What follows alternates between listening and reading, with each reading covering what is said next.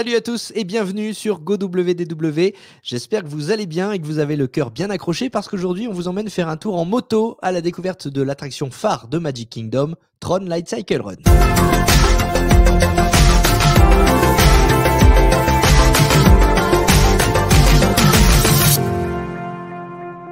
Et moi c'est Jérôme et je suis ravi donc de vous retrouver aujourd'hui pour un épisode du Podfast, l'essentiel de Walt Disney World. Aujourd'hui on s'intéresse donc à une attraction, Tron Lightcycle Run, qui se situe à Magic Kingdom dans le land Tomorrowland, juste à côté de Space Mountain. Ouverte en avril 2023, Tron Lightcycle Run vous propulse dans l'univers cybernétique du film Tron Legacy. Cette attraction à sensation forte est une montagne russe de type Lightcycle, c'est-à-dire que vous chevauchez des motos futuristes tout droit sorties du grid. Une attraction qui est déjà un incontournable pour les amateurs de vitesse et de technologie.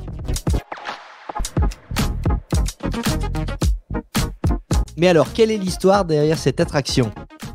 Tron Lightcycle Run vous plonge dans une compétition entre utilisateurs dans laquelle vous allez devoir affronter l'équipe bleue de Tron tout en essayant de remporter la victoire dans une course effrénée. Une fois que vous êtes uploadé dans le grid, vous enfourchez votre moto et vous êtes prêt alors à filer à toute vitesse à travers un environnement digital époustouflant.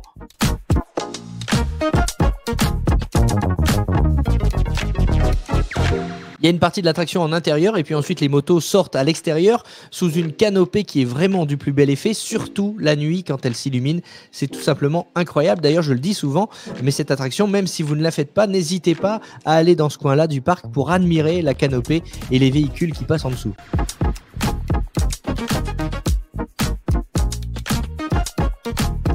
Bon, évidemment, pour ressentir les sensations, il vaut mieux être à bord de l'attraction sur les motos parce que vous allez être projeté de 0 à 95 km/h en quelques secondes à peine, juste après avoir quitté la zone de lancement.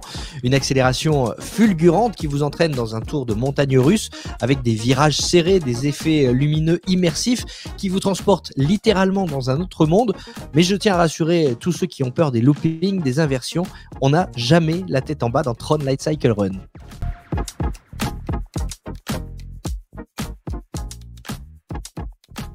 Alors vous voyez ce dôme illuminé et ces effets lumineux pour ceux qui nous suivent sur notre chaîne YouTube GoWDW. Si c'est pas le cas et que vous nous écoutez en format audio, en podcast, je vous invite quand même à venir vous abonner à notre chaîne.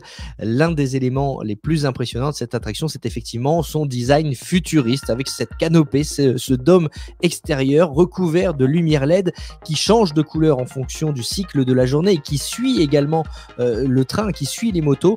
Ça crée un spectacle hypnotisant, je vous le disais, surtout à la tombée de la nuit. Et en plus de son esthétique incroyable, Tron Lightcycle Run, c'est un bijou de technologie. On y reviendra avec notre invité dans la fin de ce podcast. C'est l'une des montagnes russes les plus avancées au monde, tant au niveau de l'ingénierie que de l'immersion visuelle.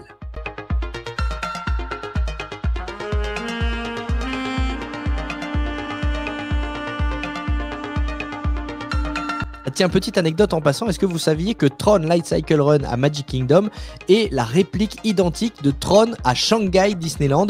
Et oui, il y a tellement eu de succès en Asie avec cette attraction que les équipes de Disney se sont dit on va la dupliquer, la déménager également sous le soleil de Floride.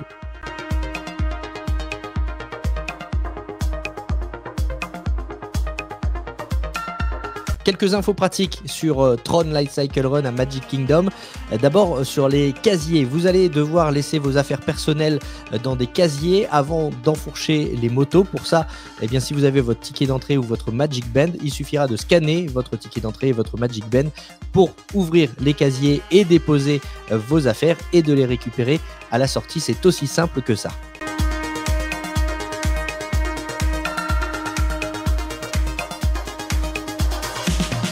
Un petit message aussi pour tous ceux qui sont un petit peu costauds comme moi et qui ont peur de ne pas pouvoir monter dans l'attraction, question de poids, question de corpulence. Il y a un siège test, ou plutôt une moto test avant la file d'attente. Vous allez pouvoir donc enfourcher cette moto et voir effectivement si le voyant s'allume en vert. Si c'est vert, c'est que c'est bon, vous pouvez embarquer. Si c'est rouge, en revanche, faudra passer votre tour.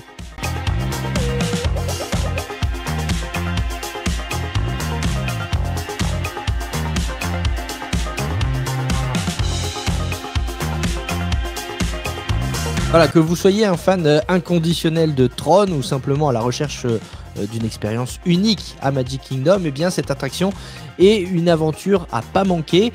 Ceci étant dit, il y a quelques restrictions quand même pour pouvoir y monter. Il faut faire au minimum 1,22 m. Et puis il faut aussi avoir de la patience parce qu'il y a souvent beaucoup de monde dans la file d'attente. Vous pouvez néanmoins, si vous ne voulez pas attendre, eh bien payer la file rapide, la Lightning Lane Single Pass pour pouvoir accéder à Tron plus rapidement.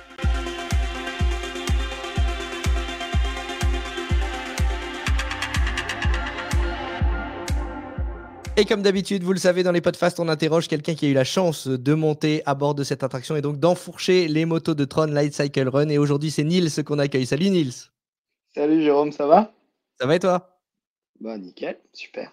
Prêt à parler de la meilleure attraction de Magic Kingdom ou pas? Qu'est-ce Ah qu'on a bah je dit dans sais pas, c'est toi l'épisode? qui vas nous le dire. Bah, c'est toi qui vas nous le dire. Est-ce que selon toi, Tron. Alors, c'est vrai qu'on avait fait un épisode où on avait voté pour la meilleure attraction de Magic Kingdom. C'était pas celle-ci qui était arrivée gagnante. Mais est-ce que selon toi, c'est Tron Light Cycle Run la meilleure attraction de Magic Kingdom? Même pas. Pour moi, ce serait Seven Dwarfs Mine Train que je préfère.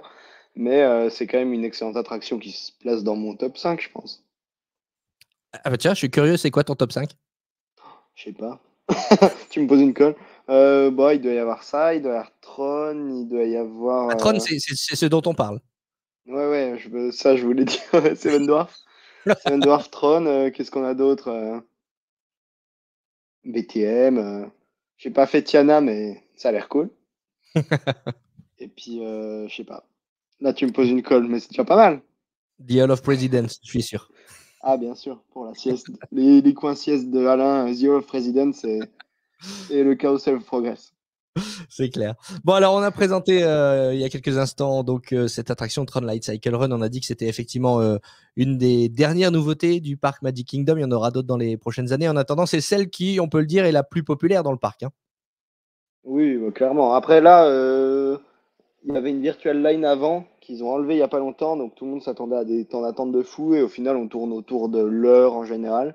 Donc, ça reste quand même assez abordable pour Magic Kingdom, sachant que, évidemment, le rendement est très important, qu'il y a beaucoup de trains qui tournent et tout ça, et que ça reste un coaster qui fait partie des attractions les plus efficaces pour passer du monde. Donc, ça reste quand même gérable.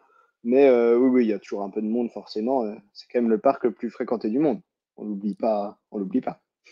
C'est vrai. Alors tu dis en moyenne 1 heure d'attente. Est-ce que ça les vaut selon toi? À partir de combien de temps on peut se dire bon allez, on y va? Moi, je pense que ça les vaut, ouais. Ah, beaucoup plus, je pense que au-delà de 1 h 15, 1 h 30, ça commence à faire beaucoup quand même. C'est une attraction qui a ses défauts. Les gens sont assez d'accord pour dire qu'elle est plutôt courte. Euh, Après, voilà, elle a aussi de grande qualité, elle est vraiment belle. Tout le bâtiment autour est vraiment superbe. Le départ est super, donc c'est un launch, comme d'habitude pour les nouveaux coasters. Donc c'est des aimants qui lancent le train. Et vous avez cette position sur des motos, qui est donc un prototype aussi de chez Vekoma, qui donc est le constructeur hollandais avec lequel Disney travaille le plus souvent. Donc voilà, c'est assez rare d'avoir des coasters comme ça en moto. On pense à Grid à Universal, on pense à Booster Bikes à Toverland en Hollande, si jamais vous voulez aller en faire un peu moins loin de chez vous. Mais voilà, c'est quand même assez rare d'avoir l'occasion d'être assis et de rider une moto dans un ride. Et ça rend les sensations complètement différentes. Et moi, c'est un type de coaster que j'adore. Donc, juste pour l'expérience, vous pouvez difficilement passer à côté. C'est quand même très beau. La file d'attente est vraiment chouette. Il y a un petit pré-show très court, mais qui marche très bien. Et voilà, c'est une expérience. C'est comme d'habitude à Disney. Que vous aimiez ou pas, il faut le faire au moins une fois. Bah, c'est vrai que la licence Tron, c'est pas la plus connue, c'est pas la plus, Oui, c'est heu drôle d'ailleurs qu'ils capitalisent ouais. autant sur cette licence. Alors ceci étant dit, tu dis ça change complètement les sensations. Qu'est-ce que ça change du coup d'être, allongé quasiment sur le ventre? Bah, déjà, c'est hyper fun parce que on a tous un peu, peut-être surtout les garçons, mais quand on était petit, on aimait bien jouer à la moto, faire les malins et tout. Donc là, avoir vraiment l'impression d'aller à fond sur une moto, c'est quand même vraiment fun parce que bah, c'est quand même des sensations réservées à peu de gens au final. Donc c'est cool de le faire en toute sécurité. Et puis ça va vous permettre aussi d'être plus proche du rail, donc vous allez avoir un peu plus le sentiment Vous allez avoir un peu plus de sentiment de vitesse parce que le rail défile un peu plus près de vous.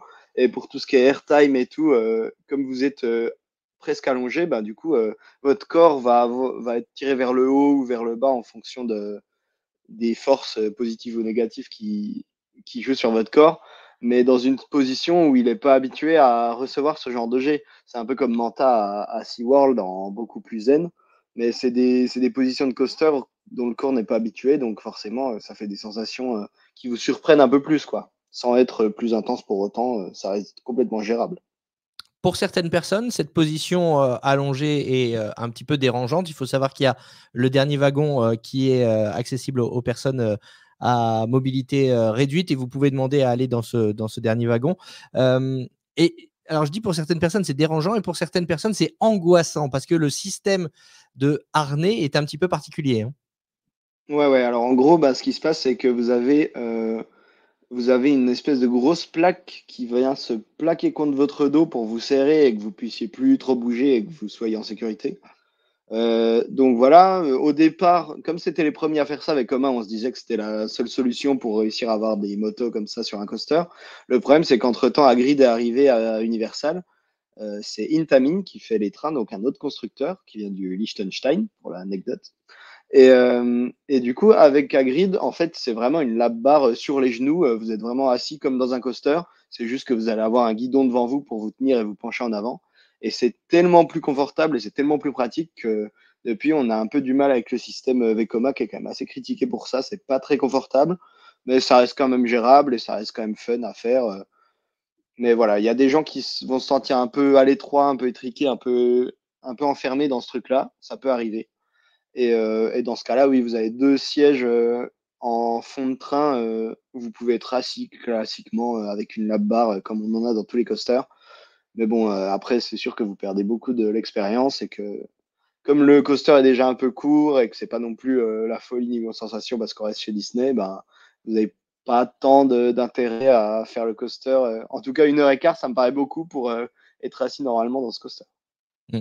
Moi, ce qui m'a surpris quand j'ai fait Tron, c'est quand même ce côté on accélère d'un coup, on ralentit et on réaccélère. Je trouve que ça casse un petit peu le ride. Ouais, moi, c'est ma grosse critique perso, c'est que en gros, dans les coasters, je fais vite, mais il faut ce qu'on appelle des zones de frein, c'est-à-dire des endroits plats où le train peut freiner si jamais le train d'avant est bloqué dans la zone d'après. En gros, vous voyez, si le train est bloqué, eh ben, le train d'avant doit pouvoir, enfin, le train d'après doit pouvoir être bloqué et freiner avant de percuter le train qui est bloqué, évidemment. Donc, ça veut dire que si vous voulez avoir deux trains en même temps sur le parcours, vous allez devoir avoir une zone où votre train est tout plat et où il peut freiner si besoin.